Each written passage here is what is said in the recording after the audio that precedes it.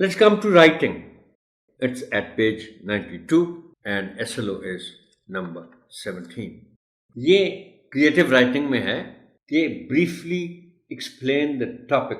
Necessity is the mother of invention in your own words.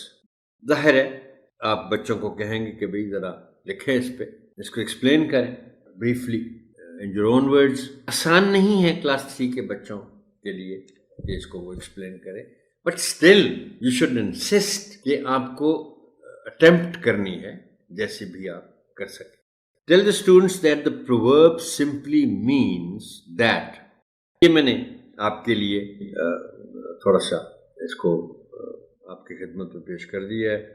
बड़ा brief सा ये explanation है of the topic necessity is the mother of invention. When the need for something becomes essential, you are forced to find ways of getting or achieving it. For example, need to see in the darkness led to light bulbs, and the need to raise the level of water in the pitcher helped the crow.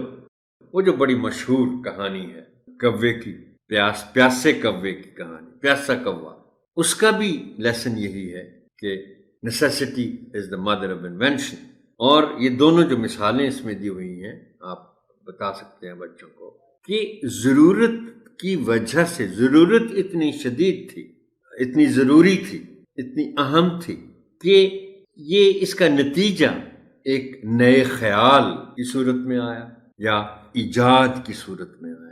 अब पहली सूरत में क्योंकि अंधेरे में देखना ज़रूरत थी तो लाइट बल्ब आ गए, साइंसदान ने इजाद कर दिए. और दूसरे में कव्वे को शदीद प्यास लगी हुई थी तो पानी का लेवल नीचे था तो उसने एक नया आइडिया स्ट्राइक किया.